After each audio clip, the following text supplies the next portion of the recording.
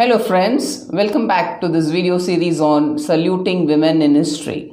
War, in the popular sense, is considered to be a conflict between political groups involving hostilities of considerable duration and magnitude.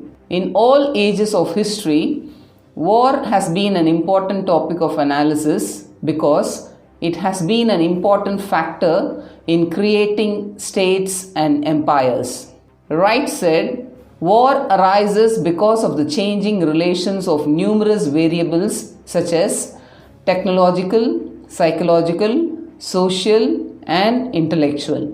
There is no single cause of war since there are many potential reasons for its outbreak, which includes competition over territory and resources, historical rivalries and grievances, and in self-defense against an aggressor or a perceived potential aggressor. Though active warfare throughout the history of the world has mainly been a matter for men, but women have also played a role which sometimes happens to be a leading one.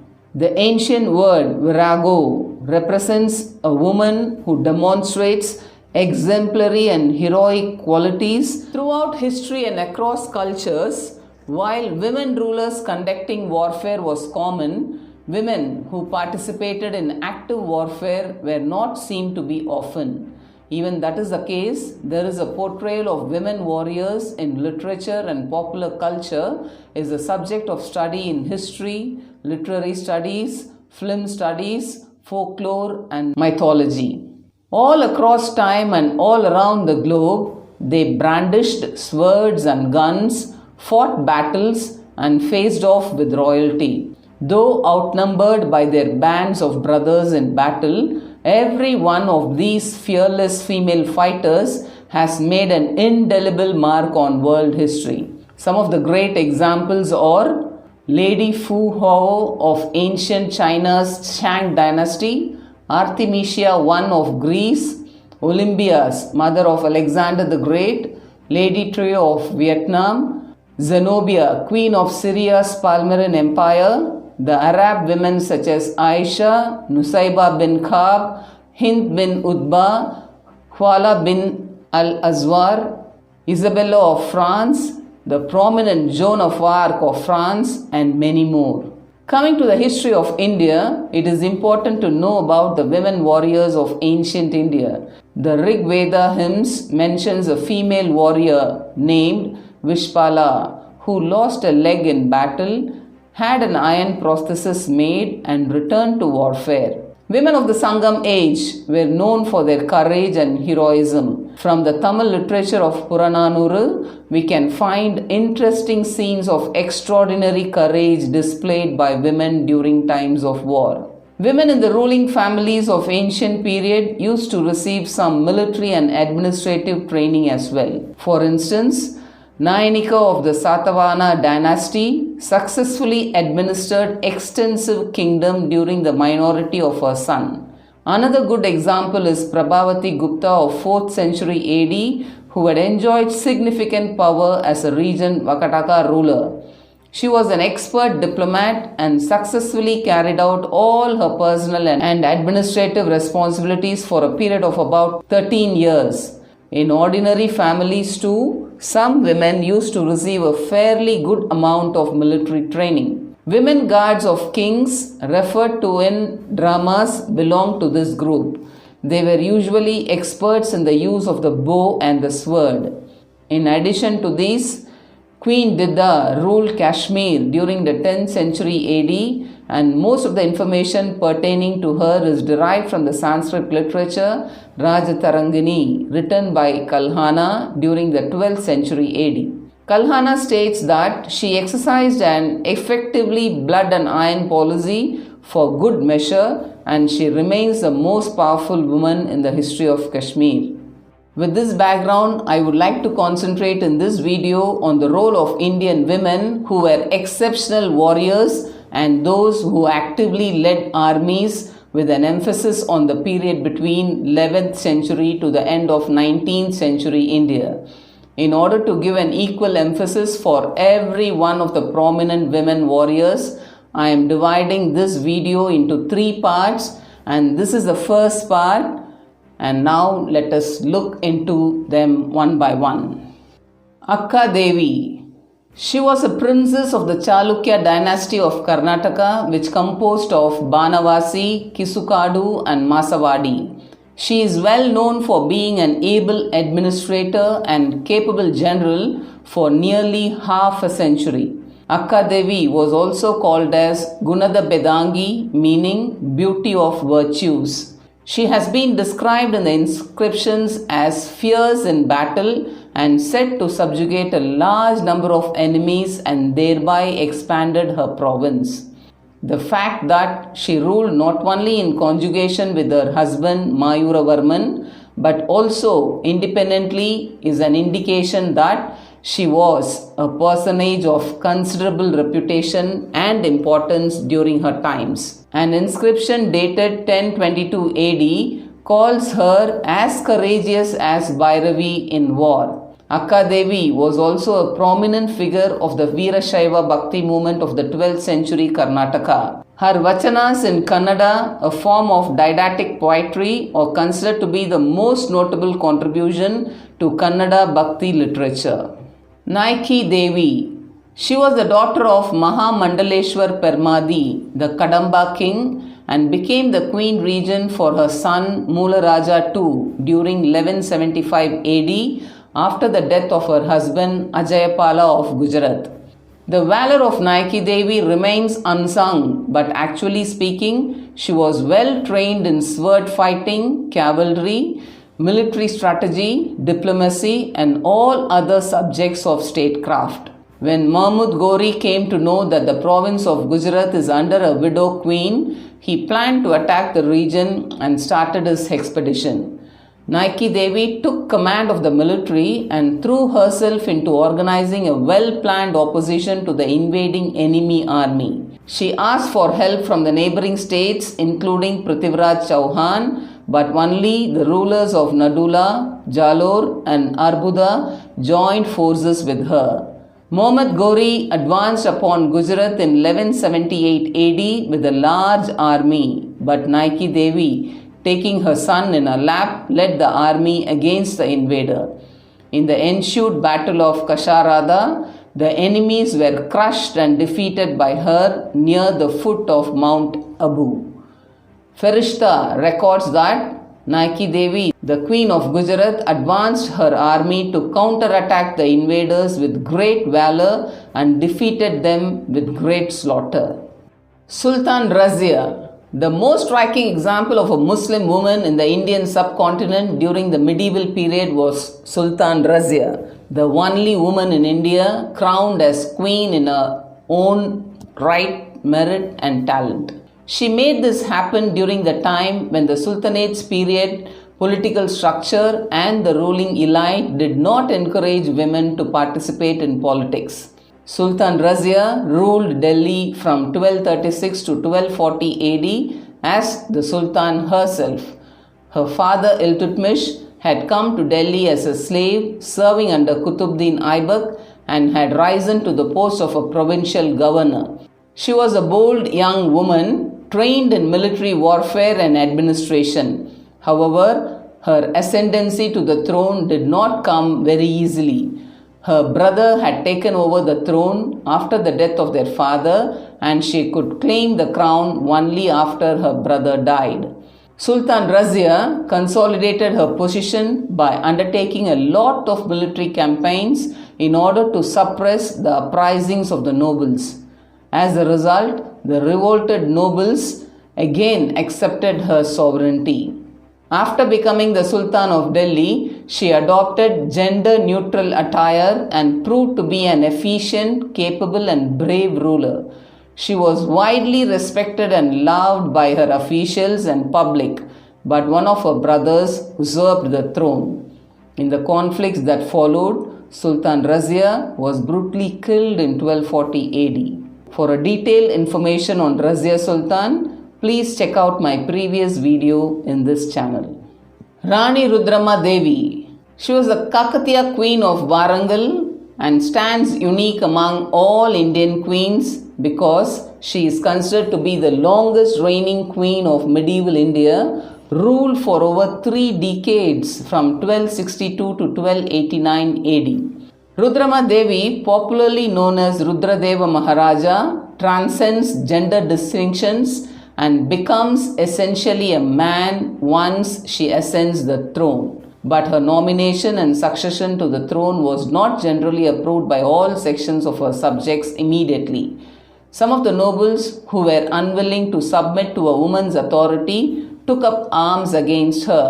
Rani Rudrama Devi was able to suppress these rebellions and effectively tackled her enemies with the help of the citizens and some of her powerful supporters of the Kakatiya kingdom.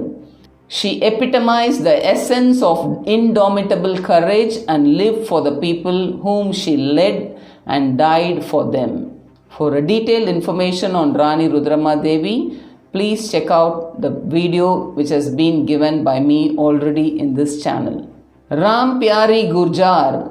She is an unsung woman warrior in Indian history, born at Sharanpur in a Chauhan Gurjar family. She was very daring and fearless since her childhood and loved listening to the stories of valor of Indian warriors. As an outcome, she practiced the art of warfare by herself. Timur Lang invaded the northern India during the latter 14th century and conquered Delhi, but he failed in the expeditions of Meerut, Haridwar and Garhwal region. This is due to the reason that Rampiari Gurjar led a woman battalion along with men from different communities and hill tribes, attacked Timur in Meerut and Haridwar in 1398, forcing him to flee India. At night, the female warriors led by Rampiari Gurjar laid surprise guerrilla attacks in the enemy camp, killing thousands of Timur's forces by not giving them time to relax and looted all their food supplies. As a result, the idea of capturing Meerut by Timur was dropped off, and when he moved to Haridwar, the same strategy of guerrilla attack was adopted by the male warriors during the daytime. After this, Timur fled with his forces to the place where he had come from with few thousand soldiers. Though both men and women warriors attained martyrdom, they saved their region being looted and plundered by the foreign attack. Rani Karnavati. She was the Maharani of Mewar as the wife of Maharana Sangram Singh, and she is famous as the grandmother of Maharana Pratap Singh. After her husband's defeat in the Battle of Kanova in 1527 and subsequent death in 1528, she assumed the duties of Chittorgarh, that is the capital of Mewar, serving as regent to her elder son from 1527 until 1533. Rani Karnavati was as fierce as her husband and defended Chittor with a small contingent of soldiers. Since Bahadur Shah of Gujarat pressed on and attacked Chittorgarh, she appealed to the other Rajput rulers to help defend the honor of her state. Though they agreed to help, it was not of much use. Therefore, Rani Karnavati sent a Rakhi to the Mughal Emperor Humayun, offering him the status of a brother and appealing for help. It is interesting to note here that her name became irrevocably linked to the festival of Raksha Bandhan till today. Humayun was then in the process of reducing Bengal. He abandoned the campaign to ride to her rescue, but he could not reach in time. Therefore, on 8th March 1534, Rani Karnavati set out for fight till death, but inevitably fell to the huge army of the Sultan of Gujarat. Realizing that defeat was imminent, Rani Karnavati refused to flee and committed mass jauhar, that is a self-immolation, assembling all women inside the Chittorgarh fort in order to save their honor. Humayun arrived too late to save Rani Karnavati, though he did defeat Bahadur Shah and regain Chittorgarh for the Rajputs, and Rana Vikramaditya again started to rule. It can be stated over here that it was Rani Karnavati's political knowledge and foresightedness that saved Mewar's name and prestige and protected it from enemy acquisitions. Later on, Karnavati's second son, Uday Singh became the founder of Udaipur. Thus, Rani Karnavati's bravery and sacrifice has made her immortal in the minds of the people of Rajasthan. Rani Durgavati. She was born at the fort of Kalinjar in the Chandel family, which was a subclan of Lodi Rajput king Kirat Rai. Rani Durgavati ruled as queen of Gondwana from 1550 until 1564. In the year 1562, Akbar defeated Baz Bahadur, the ruler of Malwa, and made it as a Mughal dominion. Consequently, the state boundary of Rani Durgavati touched the Mughal Empire, and the prosperity of the state lured Mughal general Khwaja Abdul Majid Asaf Khan. He invaded the Rani state after taking permission from the Mughal Emperor Akbar. When Rani Durgavati heard about the attack, she decided to fight a defensive battle from Narai, a hilly range on one side, and two rivers, Gaur and Narmada, on the other side. It was an unequal battle, and her Faujdar Arjun Das was killed in the battle. Therefore, Rani Durgavati reviewed her strategy with her counselors and rode on her elephant Sarman for the battle. Her son Veer Narayan also took part in the battle but got wounded and had to retire to a safe place. In the course of battle, Rani Durgavati also got injured badly. On regaining consciousness, she perceived that defeat was imminent. Though her Maut advised her to leave the battlefield, she refused for the same, took out her dagger and killed herself on 24th June 1564. Her martyrdom day is being commemorated as Balidan Divas till today. Thus, her achievements further enhance the glory of her ancestral tradition of courage and patronage. Her legacy has been memorialized, and the government of Madhya Pradesh renamed the University of Jabalpur as Rani Durgavati Vishwavidyalaya during the year 1983. The government of India issued a postal stamp commemorating her death on 24th June 1988, and the Indian Railways has named a train as Durgavati Express, which runs between Jabalpur Junction and Jammu Tawi. Ullal Abbakka Devi. She is the first Tuluva queen of Ullal, belonging to the Chauta dynasty, and ruled over parts of coastal Karnataka with a port town capital at Putige. The Portuguese who plundered Mangalore in 1557 turned their attention to Ullal as it was strategically placed. But Abbakka Devi repulsed every one of their attacks for over 4 decades. In further attacks, she and her supporters killed Admiral Mashkaran Haas, and the Portuguese were also forced to vacate the Mangalore fort. She came to be known as Abhaya Rani, that is, the fearless queen, and she was also one of the earliest Indians to fight against colonialism. Abbakka Devi's memory is much cherished in her hometown, and she is celebrated along with Keladi Chennamma, Rani Kittur Chennamma, and Vanaki Obawa as the foremost women warriors and patriots. The annual celebration named as the Veerarani Abbakka Utsava is being celebrated in her memory, and the Veerarani Abbakka Prashasti Award is given to distinguished women on the occasion. A bronze statue of the Queen has been erected in Ullal and another one in Bangalore. Amar Chitra Katha published a book named Rani Abbakka, the Queen who knew no fear. On 15th January 2003, the Indian Postal Department issued a special cover on Rani Abbakka and the Indian Coast Guard ship ICGS Rani Abbakka, the first of a series of 5 inshore patrol vessels built at Hindustan Shipyard Limited, is named after Abbakka Devi, was commissioned in Visakhapatnam on 20th January 2012. Sultana Chand Bibi. She acted as the regent of Bijapur and Ahmednagar Sultanate, the present-day Maharashtra, and is best known for defending the fort of Ahmednagar against the Mughal forces of Emperor Akbar in 1595. Chand Bibi appealed to her nephews Ibrahim Adil Shah II of Bijapur and Muhammad Quli Qutub Shah of Golconda asking them to unite against the Mughal forces. And she had also appointed Muhammad Khan as the minister, but he proved treacherous. He made overtures to the Kani Khana, offering to surrender the whole sultanate to the Mughals. A fierce battle took place near Sonpet on the banks of the river Godavari during 8th to 9th February 1597, but the Mughals won. In spite of their victory, the Mughal forces were too weak to pursue their attack, and therefore Kani Khana was recalled by Akbar.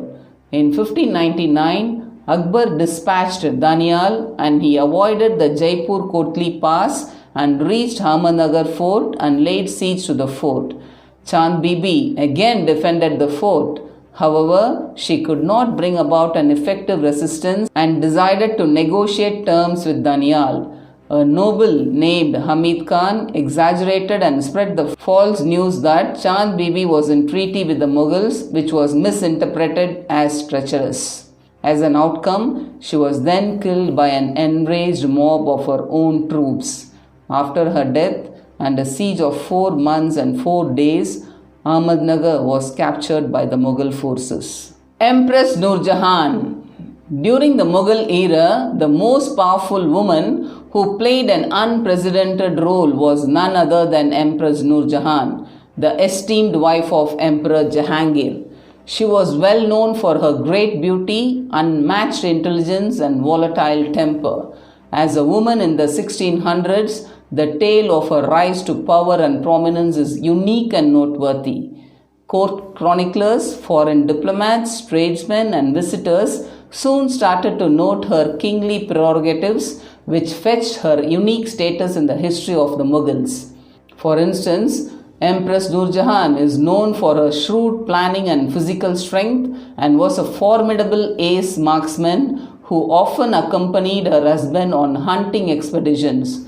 She was able to rescue Emperor Jahangir from the clutches of rebel leader Mahabat Khan in 1626 AD. Her expert skill in hunting and shooting is proved by the fact that she once brought down 4 tigers with 6 bullets. Her profound learning had made her wise and shrewd enough to carry on the administration of the vast Mughal Empire as a co-sovereign.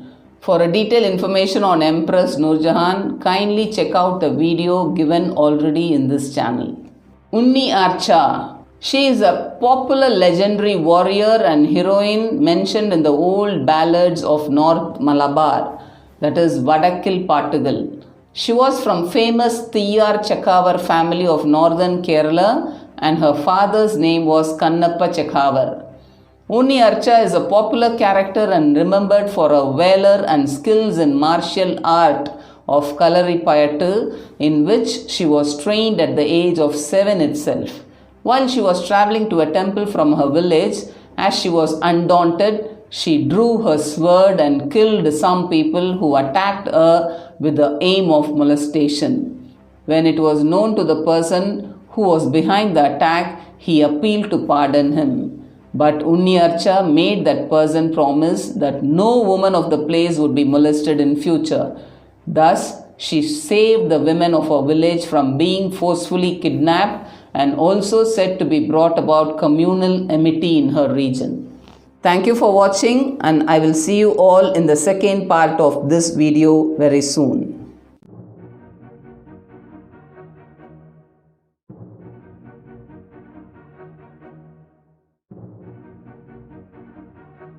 Please like, share and subscribe to this channel.